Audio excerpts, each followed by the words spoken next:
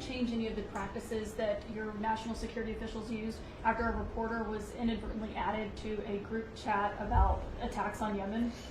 Well, I think it's a question I've been asked now, and I've given a few answers, and they've all been the same. We have an amazing group. Our national security now is stronger than it's ever been. We have had a very, very successful, numerous attacks on that area. These are people that shoot down ships, not only our ships, ships all over the world. They're shooting down right out of the water and damaging them badly, or they're going down. They're also shooting anything that happens to be flying in the area. We hit them very, very hard. There was no classified information, as I understand it. They used a app, if you want to call it an app, that a lot of people use, a lot of people in government use, a lot of people in the media use. And I think I'll ask Mike. Mike is here. Do you want to respond to that, please? Yes, Mr. President. You asked about lessons. I think there's a lot of lessons. There's a lot of journalists in this city who have made big names for themselves, making up lies about this president, whether it's the Russia hoax or making up lies about Gold Star families. And this one in particular, I've never met, don't know, never communicated with, and we are looking into and reviewing how the heck he got into this room. But I'll tell you what, the world owes President Trump a favor. Under Biden, global shipping was shut down. Pinprick attacks, months between them, our destroyers being fired upon dozens of times. President Trump took decisive action with his national security team, took out the head missileer, knocked out missiles, knocked out headquarters, knocked out communication sites. And for once, as we hear, as you all hear from every one of our allies, thank God for American leadership again. Thank God for American strength. You're welcome.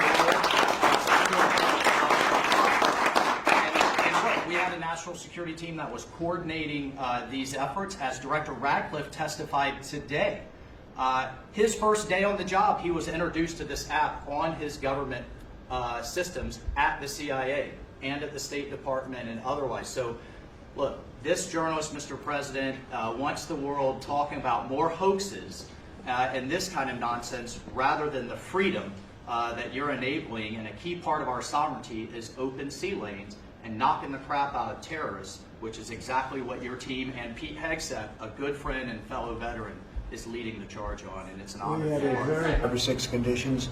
We're looking at all of them. Mr. President said that it's looking into how a journalist got added to that signal chat. Is it possible that there could be a firing of even a lower mid-level official once that person is identified? About what? About the signal chat that we've been discussing. We've pretty much looked into it. It's pretty simple, to be honest. It's not. It's just something that can happen. It can happen. You can even prepare for it. It can happen.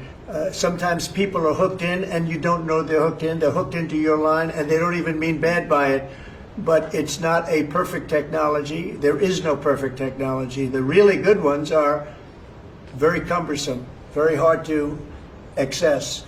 And I think we're going to look at, we always want to use the best technology. This was the best technology for the moment. But again, it wasn't classified, so they probably viewed it as being something that wasn't that important. And it obviously, with the attack being, I mean, I don't know if it's been read out to you yet, but that attack was a tremendous success for the U.S., a tremendous success. Who said the information Go ahead, was please. not classified? Do you think that Mike Waltz made a mistake, and does he need to apologize? No, I don't think he should apologize. I think he's doing his best. It's equipment and technology that's not perfect, and probably he won't be using it again, at least not in the very near future. What do you think? That's sir. I agree with you. Let's get everybody in the room whenever possible. A lot of times you find out defects by exactly things like that, but I don't think it's something we're looking forward to using again. We may be forced to use it. You may be in a situation where you need speed as opposed to gross safety, and you may be forced to use it, but generally speaking, I think we probably won't be using it very much.